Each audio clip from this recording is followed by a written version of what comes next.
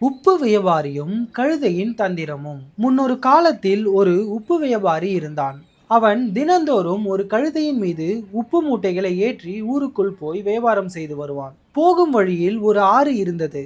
அந்த ஆற்றை கடந்துதான் ஊருக்குள் போக வேண்டும். ஒரு நாள் உப்பு வியாபாரி வழக்கம் போல கழுதையின் முதுகில் உப்பு மூட்டைகளை ஏற்றிக்கொண்டு வியாபாரத்திற்கு கிளம்பி சென்றான். வழியில் உள்ள ஆற்றை கழுதை கடந்தபோது எதிர்பாராமல் கழுதையின் கால்கள் வழுக்கிவிட்டது. எனவே கழுதை தடுமாறி ஆற்றுக்குள் விழுந்து விட்டது. கழுதை தவறி விழுந்ததால் அதன் முதுகில் இருந்த உப்பு மூட்டைகள் நனைந்து விட்டது. கழுதையை வியாபாரி மெல்ல தூக்கி விட்டான்.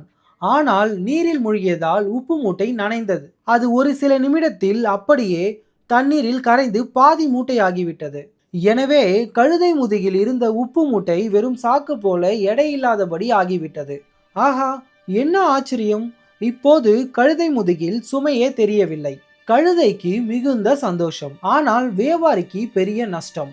உப்பு வியாபாரி உப்பு வியாபாரம் செய்ய வழி இல்லாமல் கழுதையை ஓட்டிக்கொண்டு வீட்டுக்கு திரும்பினான். மறுநாளும் வழக்கம் போல வியாபாரி உப்பு வியாபாரத்திற்கு கிளம்பினான். கழுதை முதுகில் இருந்த உப்பு மூட்டை கழுதைக்கு கனமாக இருந்தது. கழுதை மெல்ல நடந்து ஆற்றுப்பாலம் அருகே வந்தது.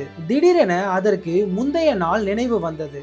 எனவே மெல்ல தடுமாறுவது போல செய்து சட்டென்று ஆற்றுக்குள் விழுந்தது. அடுத்த நிமிடம் கழுதை முதுகில் இருந்த உப்பு மூட்டை நீரில் கரைந்து விட்டது. இன்றும் கழுதைக்கு முதுகில் சுமையில்லாதது போல் ஆகிவிட்டது.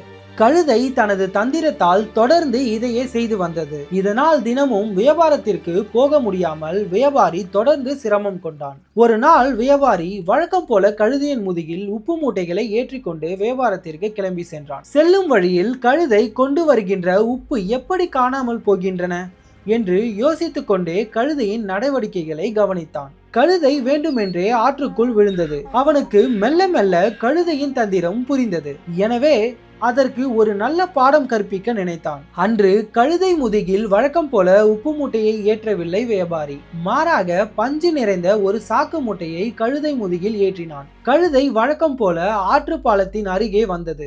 எதிர்பாராமல் கால் தடுமாறுவது போல தடுமாறி ஆற்றுக்குள் விழுந்தது. மூட்டையில் இருந்த பஞ்சு நீரில் நனைந்தது. அட கஷ்டமே! கழுதையின் முதுகில் இருந்த பஞ்சு மூட்டை முன்பை விட அதிகமாக கனத்தது. கழுதையும் மிகவும் கஷ்டப்பட்டு ஆற்றை கடந்து கரைக்கு வந்து சேர்ந்தது. தனது ஏமாற்று வேலை இவ்வளவு நாள் தன்னை காப்பாற்றி வந்த வியாபாரிக்கு தெரிந்து விட்டதை எண்ணி வெட்கப்பட்டது. இனி நேர்மையாக நடக்க முடிவெடுத்தது.